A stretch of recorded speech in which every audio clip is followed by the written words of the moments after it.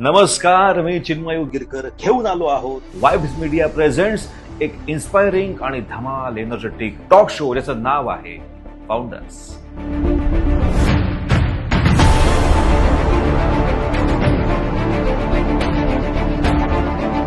आजच्या भागात आपण भेटणार आहोत 8 सेन्सेस पेडियाट्रिक ऑक्युपेशनल थेरपी आणि स्पीच थेरपी क्लिनिकच्या डॉक्टर श्रुती पाटील आणि डॉक्टर पारुल दिवान यांना. डॉक्टर श्रुती, डॉक्टर पारुल, तुम्हा दोघींचं खूप खूप स्वागत या मंचावर.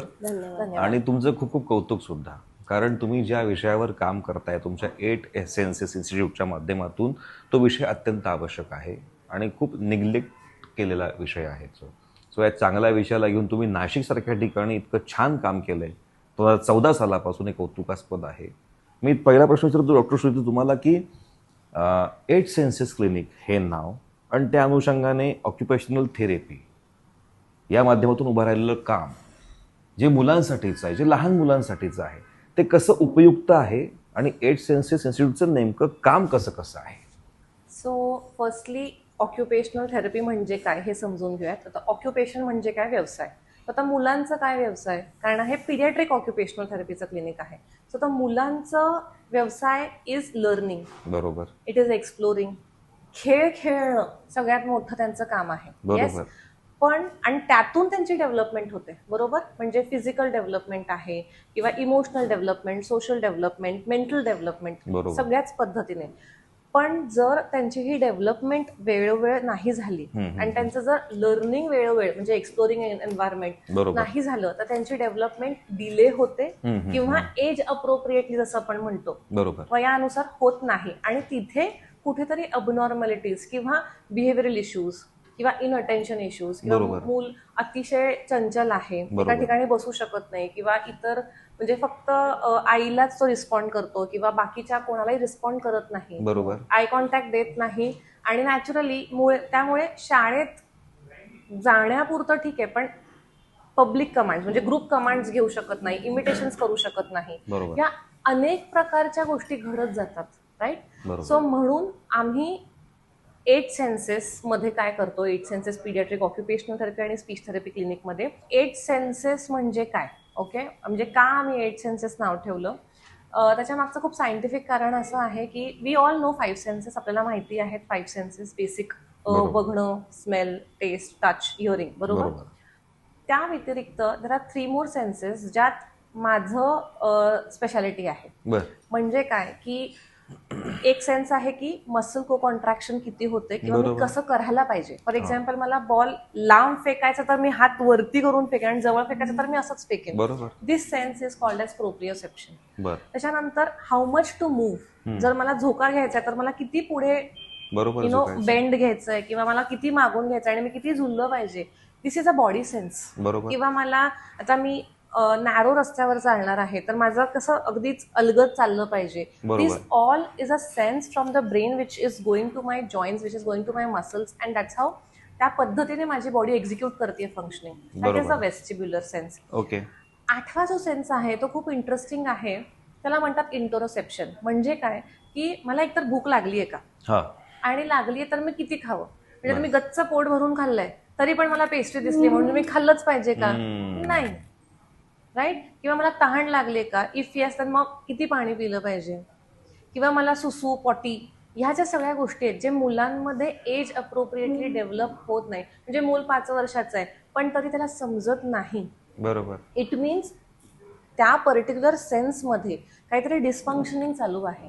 सो जेव्हा मुलांच्या या 8ही सेन्सेस एक सिंक्रोनसीमध्ये काम करत नाही त्यावेळेस त्यांच्या डेव्हलपमेंटल डिलेज किंवा वेगळे वेगळे प्रकारचे न्यूरोलॉजिकल डिसऑर्डर्स बेसिकली असतात आणि ते सिम्पटम्स दिसतात. व्हेरी कॉमनली जे आम्ही ट्रीट करतो इज ऑटिझम, ओके. त्याच्यानंतर ADHD म्हणजे attention deficit hyper active disorder किंवा फक्त ADD म्हणजे ओनली अटेन्शन डेफिसिट डिसऑर्डर, म्हणजे मूल एका ठिकाणी बसूच शकत नाही.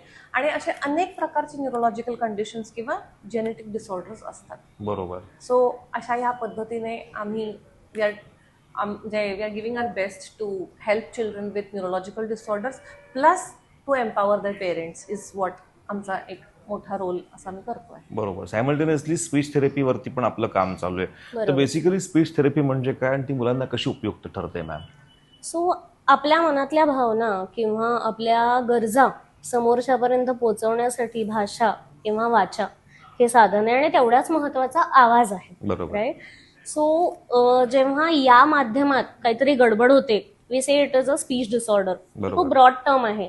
सो स्पीच डिसऑर्डर मध्ये अनेक प्रकार असू शकतात. जसं आता डॉक्टर श्रुती म्हणाल्या की ADHD असतो, ऑटिझम असतो. बरोबर. त्यामुळे ओव्हरऑल बॉडी तुमची डिस्फंक्शनल चालू असते. सो त्याचा प्रभाव नॅचरली तुमच्या भाषेच्या डेव्हलपमेंटवर पण पडतो. बरोबर. त्याच्यामुळे मूल बऱ्याच वेळा 2 वर्षाचं झालंय, 3 वर्षाचं झालंय, पण अजून बोलत नाही. याला बरोबर. डिलेड लँग्वेज डेव्हलपमेंट म्हणतो. बरोबर. किंवा मूल बोलायला लागतो पण 7 वर्षाचं मूल आहे तरी अस्पष्ट बोलतोय बरोबर. किंवा तोत्रेपणा असतो. बरोबर. कधी कधी जन्मतः कर्णबधीरपणा असतो, त्यामुळे भाषाच डेव्हलप होत नाही. बरोबर. किंवा घशात आपल्या स्वरयंत्रात काही जेनेटिक अबनॉर्मॅलिटीज असतात, बरोबर. त्याच्यामुळे आवाज फुटत नाही किंवा पुरेसा आवाज फुटत नाही. बरोबर.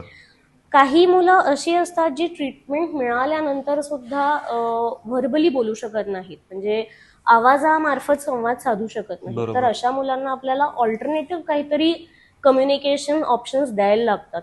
मग ते साईन लँग्वेज असो, AAC ज्याला आम्ही म्हणतो ऑल्टरनेटिव्ह कम्युनिकेशन बरोबर. मोडॅलिटी, किंवा पिक्चर्सद्वारे, लिखाणाद्वारे कम्युनिकेशन. काही मुलं अशी असतात की नॉर्मल ओरल स्ट्रक्चर असतं पण गिळण्यात किंवा अगदी तान्हं बाळ असतं, फिडिंग मध्ये इश्यूज येतात. बरोबर. सो हे सगळे बऱ्याच वेळा तुमच्या अन्ननलिकेचे प्रॉब्लेम्स असतात. बरोबर. तर त्याच्यावरही स्पीच थेरपिस्ट काम करतात. म्हणजे Okay. It is not just about talking, बरोबर. It is also swallowing and hearing training that speech therapist will typically work on. बरोबर. सो आणि कसं आहे, मुलांच्या पुढे अख्खं आयुष्य आहे. सो जर तुम्ही लवकर त्याच्यावर उपाय चालू केले तर त्यांचं अख्खं आयुष्य आणि पर्यायाने पेरेंट्सचं पण आयुष्य तेवढं सोपं होतं. बरोबर. ऑटिझम, ADHD यावर आपल्या क्लिनिकमध्ये थेरपीज दिल्या जातात. कुठल्या थेरपीज आहेत त्यांची माहिती काय? सो बेसिकली ऑक्युपेशनल थेरपी मध्ये सेन्सरी इंटिग्रेशन हा खूपच इंटिग्रल आणि कोर पार्ट आहे. बरं. आता सेन्सरी इंटिग्रेशन म्हणजे काय? सेन्सेस आणि त्याचे इंटिग्रेशन म्हणजे या ज्या 8 सेन्सेस आहेत, बरोबर, कुठेतरी त्यांची सिंक्रोनसी, जसं आपण आधी बोललो, ते नसते. बरोबर. म्हणून त्या मुलाचं रिस्पॉन्स टू एन्व्हायरमेंट किंवा माझं अस्तित्व काय हे त्यांना एवढं माहिती नसतं. बरोबर. तर आपण काय करतो, त्यांच्या सगळ्या सेन्सेसवर आपण थ्रू प्ले थेरपी म्हणजे प्ले बेस्ड ऍक्टिव्हिटीजने वी आर बेसिकली टार्गेटिंग त्यांच्या ब्रेन, जे मेंदूतले ते जे भाग आहेत जिथे पर्टिक्युलर सेन्सेसचं लोकेशन आहे, आपण त्यांना स्टिम्युलेट करतो. ज्याने करून काय होतं, मुलं स्टार्ट रिस्पॉन्डिंग, त्यांचं अटेन्शन व्यवस्थित होतं आणि they are able to participate in the environment with respect, म्हणजे लोकांची पण, घरात पण आणि बाहेर पण त्यांचं इंटरॅक्शन वाढायला लागतं. Yes, and that's how they start enjoying life. नाहीतर एरवी काय होतं, त्यांना काहीच घेणं देणं नसतं, कोणी रूम मध्ये आलंय, कोण बाहेर गेलंय, ते त्यांच्यामध्येच मग्न असतात. येस, पण सेन्सरी इंटिग्रेशनने काय होतंय, त्यांचे सगळे जे सेन्सेस आहेत ते स्टार्ट वर्किंग, त्यांना ते समजतं. Then comes the neuro developmental therapy. आता न्यूरो डेव्हलपमेंटल मध्ये again stimulating the brain but through physical, म्हणजे मोटर फंक्शनिंग आपण जे म्हणतो, म्हणजे आपण तिथे स्पेसिफिकली मसल्सला स्टिम्युलेट करतो, जेणेकरून त्यांची मुवमेंट जी असते ती सिंक्रोनसीमध्ये, रिदममध्ये, कोऑर्डिनेशनमध्ये, म्हणजे bilateral coordination, I hand coordination, या सगळ्या गोष्टींमध्ये इम्प्रूव्हमेंट होते. आणि मग मुलांना बेसिकली फंक्शनल इंडिपेंडेन्स म्हणजे स्वतंत्रता, खेळणं, स्वतंत्र गोष्टी करणं, अगदी खाण्यापासून, उभं राहण्यापासून, बसण्यापासून त्यांची इंडिपेंडन्स वाढू लागते आणि म्हणून त्यांच्यात छान डेव्हलपमेंट दिसते आणि लर्निंग इम्प्रूव्ह. त्याच्यानंतर आता अजून एक आपण it's a emerging technology called as photo biomodulation. So it's basically like म्हणजे थोडक्यात वर्नाक्युलर, साध्या भाषेत सांगायचं तर लेझर थेरपी सारखं असतं ते. तर अगेन प्ले बेस्ड थेरपीमध्येच त्याच्यात वेगळे वेगळे लाईट्स असतात, रेड, ब्ल्यू आणि green. So again depending on which area is affected आणि कुठल्या मुलाची काय सिव्हिअरिटी आहे, बरोबर, ओके, त्यानुसार ते लेझर त्या ब्रेन पार्ट्सला आपण स्टिम्युलेट करतो. त्याच्याने काय होतं, त्यांचे जे सेल्स आहेत त्याला ऑक्सिजनेशन प्लस मेंदूला एक सूज असते, इन्फ्लमेशन, जेणेकरून त्यांची डेव्हलपमेंट किंवा लर्निंग कॅपॅसिटी स्लो डाऊन होते. तर ह्या पद्धतीने सुद्धा इट इम्प्रूव्ज बर. येस. आणि त्यांचं लर्निंग अँड रिस्पॉन्स सगळंच एकंदरीत बेटर होतं. बर. तर या ट्रीटमेंटसाठी वयाचं बॅरियर आहे का, आणि कुठल्या वयाच्या लिमिटपर्यंत आपण मुलांना चांगलं ट्रीट करू शकतो? कधी कधी असं होतं की एखादा खूप, आता एक नॅशनल अवॉर्ड विनर मुलगा आहे जो सेम प्रॉब्लेम फेस करतो, ज्याने यावर्षी अवॉर्ड घेतला, तो सेम प्रॉब्लेम त्याने पण तो फेस करतो आहे, पण तो 14 वर्षाचा आहे. तर याला एज लिमिट आहे का, आणि कुठपर्यंत आपण हे सगळं रिव्हर्स करू शकतो, कुठल्या एज लिमिटपर्यंत? I think the first sign usually म्हणजे जी एस्पेशली ऑटिझम आणि ADHD मध्ये काय होतं, मूल बोलत नाही हे पहिलं वॉर्निंग साईन असतं, म्हणून तुम्ही डॉक्टरांकडे जाता. चंचलता किंवा एका ठिकाणी स्थिर न बसणं बऱ्याच वेळा मस्तीखोर आहे या नावाखाली साईडलाईन होतं. बरोबर. पण टिपिकली आता स्पीच हे 5 वर्षाचं होईपर्यंत 90% डेव्हलपमेंट होते मुलांमध्ये. सो जर एखादा व्यक्ती तुम्हाला ऍडवाइस देत असेल की 5 वर्षाचं होईपर्यंत थांबा, 5 वर्षानंतर मुलं बोलतात, तर तसं नाही आहे, राईट. आणि सिमिलरली OT मध्ये तर of course she will explain better, पण 1.5 ते 2 वर्षाचा आत जर मूल तुमच्याकडे पोहोचत असेल तर तुम्ही त्यांच्या न्यूरोलॉजिकल स्ट्रक्चर किंवा न्यूरोलॉजिकल फंक्शनिंग मध्ये सायझेबल चेंज आणू शकता, आणि त्याचा डायरेक्ट परिणाम त्याच्या स्पीच डेव्हलपमेंटवर होतो. So they are interlinked. So basically पण मग हे एज बार जर म्हणजे नसेल तर? एज बार आहे. एज बार आहे का आहे मी तुम्हाला सांगते.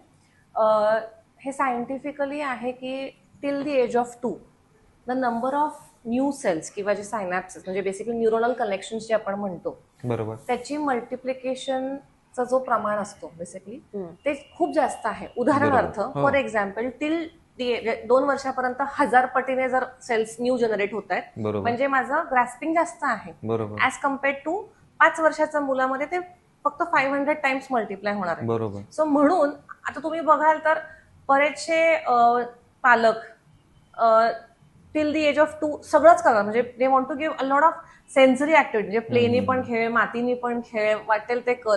व्हाय? बरोबर.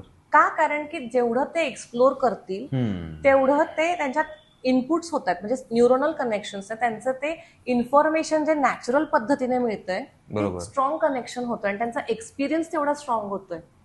येस.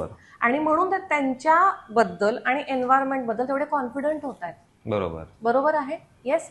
पण हेच जेव्हा 5 वर्ष, आता तुम्ही सोपं सांगते, एखादा मूल ज्याला सगळंच एक्सपोजर आपण आधी दिलेलं असतं, त्या मुलाची बोलण्याची पद्धत, चालण्याची पद्धत किंवा स्पीड ऑफ ऍक्टिव्हिटी, आणि तेच सपोज एखाद्या मुलाला त्याला एक्सपोजरच नाहीये, आपण जमीन आसमानचा फरक बघतो. बरोबर. हे तर त्यातल्या त्यात न्यूरो अटिपिकल किड्स आहेत. बरोबर. म्हणजे काय, already there is a dysfunction, म्हणजे कुठेतरी लर्निंग प्रोसेस इज डिलेड, कारण 8 senses are not working in synchrony, त्यात देयर इज नो स्टिम्युलेशन. बरोबर. म्हणजे आनंदच आनंद आहे. सो म्हणून टिल द एज ऑफ 2 जेवढं आपण स्टिम्युलेट करू तेवढं उत्तम आहे. हॅव्हिंग सेड दॅट, म्हणजे 2 वर्षानंतर जर आपण गेलो तर म्हणजे काही होणारच नाही का, असं नाही. Again it depends on the severity. तर प्रत्येक कंडिशनला माइल्ड, मॉडरेट, सिव्हिअर ही कंडिशन असते. बरोबर. सो त्यानुसार सो इट जनरलाइज उत्तर देणं खरंच कठीण आहे, कारण ऑटिझम असेल किंवा कुठलंही न्यूरोलॉजिकल डिसऑर्डर असेल, हे खूपच इंडिव्हिज्युअलाइज्ड आहे. त्यांचे सेन्सरी काय म्हणतो डिस्फंक्शन्स किंवा त्यांचे सिम्पटम्स. बरोबर.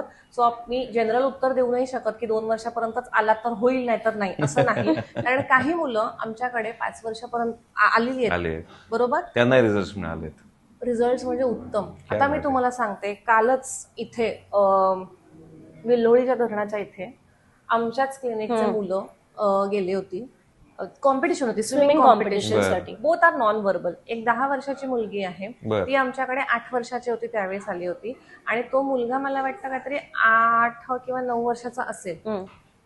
मुलगा सेकंड प्राइज मिळाला त्याला. ओके. आणि मुलगी जी आहे तिला पण मला वाटतं फर्स्ट की सेकंड मिळालेलं आहे.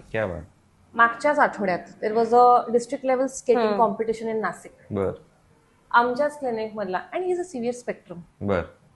He won first prize. क्या बात. And he was competing with normal kids. Wow. So असं नाही की हे फक्त स्पेशली एबल्ड किड्स मुलांची कॉम्पिटिशन आहे. It was for the entire population. And he won the gold prize. क्या बात. गोल्ड मेडल म्हणजे. सो असं नाहीये. आता लास्ट अगेन 15 दिवसाच्या आधीच we got a message. So now that child is no more with us. त्याचा डिस्चार्ज झालेला आहे. ते नाशिक मधले पण नाहीये, त्याचा दुसऱ्या स्टेटमध्ये राजस्थान मधले आहेत. त्या आईचा खास करून आम्हाला मेसेज आला की ma'am India book of records मध्ये बेसिकली त्याची fastest recognition of flags and naming them under 59 seconds. under 59 seconds. एवढाच रिफ्लेक्स. येस. आणि तो आहे किती Develop वर्षाचा? झाले. 7 वर्षाचा. आणि त्याचं ट्रीटमेंट संपून 2 वर्ष झालेली आहेत. वा. तुम्ही खूपच उत्तम काम करत आहात आणि फार आवश्यक काम करत आहात आणि असंच तुम्ही काम करत राहा. थँक्यू. थँक्यू व्हेरी तुमच्या या सगळ्या प्रवासाला ऍक्च्युली इथं सलाम आणि पुढच्या प्रवासाला खूप साऱ्या शुभेच्छा. धन्यवाद. Thank you so much. धन्यवाद. थँक्यू.